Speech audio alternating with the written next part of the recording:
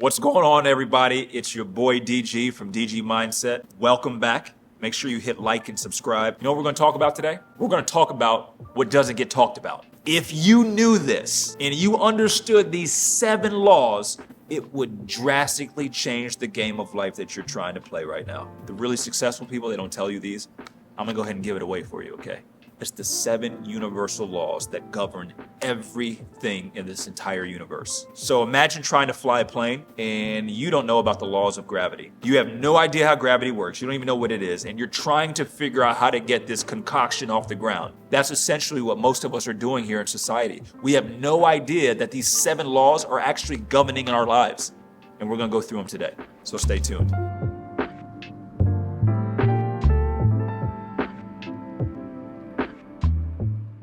The first one is the law of mentalism. Do you see this? Life is mental, meaning this universe is mental. We can interchange that with spirit. Spirit and matter are the same thing, just varying by different degrees of vibration. So here's a perfect analogy of it, okay? If I have a bucket of water and then I freeze it into ice, I heat that water, it becomes vapor. They're all the same thing, just in different states. That's the difference between spirit and matter. This is why the ancients used to say the universe is mental, meaning everything that we see in this physical universe actually is thought that is lower vibration that has crystallized itself into matter. So here's a perfect example. Look at the car that you're driving. The car that you're driving first started off in somebody's imagination. We'll just say that you have a Ford. Your car, at one point, the whole conception of it was a thought in Henry Ford's imagination. It was mental. So everything that we see, your life, your job, the car, your houses, your finances, everything first started with thought. Your life is mental. It is not a physical construct.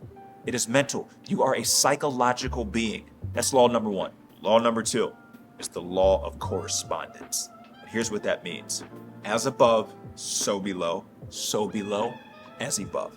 You have to understand that as a human being here in this physical world, you are existing on 3 different planes of reality at the same time. The spiritual plane, which is where your consciousness, your awareness, spirit, essence, being, whatever you want to call it, that's where that resides. The mental plane, thoughts and emotions. The physical plane is where your physical body and all physical things are happening. So spirit, mind, body. Law of correspondence states, as above on one plane, it will be the same on the plane below. If you want to change your life on the physical plane, you have to change your life on the mental plane. But the only way to change your life on the mental plane, you had to go above it on the spiritual plane, meaning you had to recognize that you were consciousness, you were spirit, you were essence, you were the breath of God, you were something more than this physical meat sack that you're in this 3D reality. When you can do that, now you can start to basically dictate your life from the plane above. So which feeds into the next law, the law of vibration. A lot of times people talk about the law of attraction. Oh man, we're manifesting, I'm creating my life, yeah. This is a subset of the law of vibration. Everything is constantly vibrating. Everything is constantly in motion.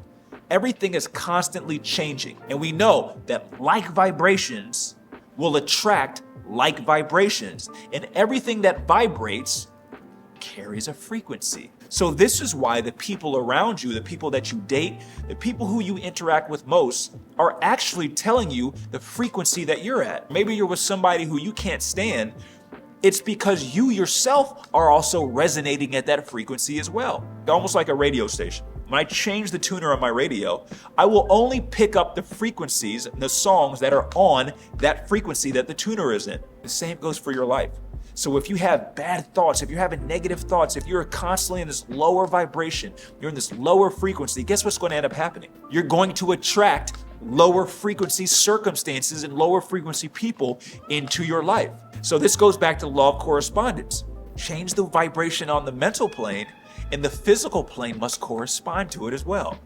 Which flows us into arguably, I think, maybe one of the most important, number 4. The law of polarity. Here's what the law of polarity says. There is no good and there is no bad. They're the same energy, just different ends. Do you see? So we have hot and we have cold. They're the same energy, just varying by different degrees. So you have a negative situation and then you have the positive end of it. They're only varying by different degrees. But how do we move the negative to the positive? It's a higher faculty of your mind called perception. By you shifting the way you're viewing something, it's changing the polarity of that situation. So how many times have you ever had this happen? Something happened in your life that was bad, and then you learned so much from it, and it helped you to become the person who you are today. And now you view that same situation as being good. Do you see what's happened? You transmuted the energy of it being negative and shifted it over to the positive end, all because your perspective changed. This is the power that we have using the law of polarity. Let's say I'm trying to build something and maybe it feels like there's a quote unquote blockage and I just can't figure out the next strategy. We would deem this as a problem.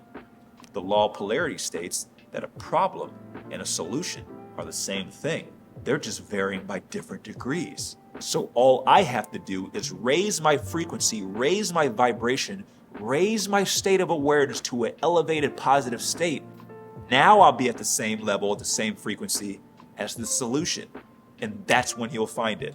The same goes for our emotions. The law of polarity says if you have happiness, the polarity, the opposite end of that, would be sadness. So if I feel sad, if I feel down, I know that the opposite emotion of that has to exist. And how I get to it is by shifting my perspective. So which moves us into the next one, the law of rhythm. The law of rhythm states that this universe is constantly in a rhythmic dance. Look at the tide in the ocean. It goes out and it comes back in. What goes up must come back down. Do you see how this works? The same goes in your life. You're going to have your good days. You're going to have your bad days. You're going to have your prosperous months, and you're going to have months where you sometimes feel like you're losing. This is the natural order of the universe. It's the law of rhythm. So here's the point of it.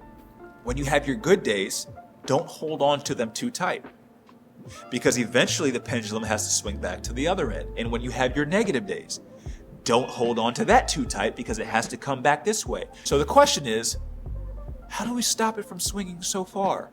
This is where the higher faculty of mind of perception comes in. This is where all the 6 tools, the 6 mind muscles, if you being able to use these, it will keep you from swinging too far this way, and now you can start this pendulum to swing back the other way. The 6th law of the universe is the law of cause and effect. When you can understand this, you can start to change the trajectory of your life.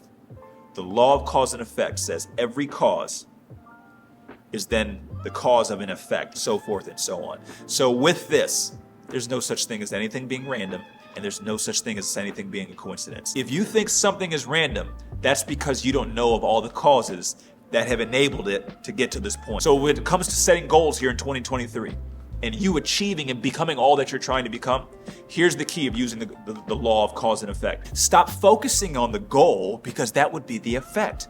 All you have to do is focus on the causes. Let's just say I want to continue to have a 7-figure business. I have to focus on all of the causes that will enable this 7-figure business to take place. But what happens is we get conditioned to focus on the effect. So, I want $1 million.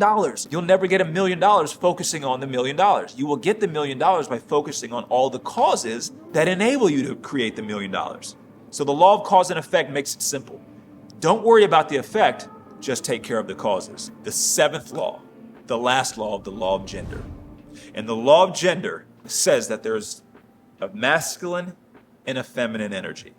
The easiest way for me to remember this is, however I give, I will have to make sure I receive as well. So here's a lot of times what throws us off. We hear gender, we think male and female. No. Masculine, action, authority, assertive, feminine, receptive, passive. This is the key, was to balance it out. You pay for your cable every month. You pay your cable bill. You give the cable company money. You are giving, that is masculine. They are now using the feminine principle of receiving your money. But for there to be a harmonious energetic exchange, they now have to exercise the masculine. So they give you cable service, and you must exercise the feminine of receiving what they are giving. Nature does the same thing. The ground operates and gives masculine energy of giving us the tree, and then the tree grows apples, and then guess what it does? It gives the apples, which is the masculine. The deer receive it, or the animals receive the apple, and then they have to operate and give the masculine. So what do? They defecate. And now the seeds are back in the ground, and the ground receives the seeds, and this is the harmonious balance. So the law of gender will allow you to achieve balance in life. However much you give, you have to be willing to receive.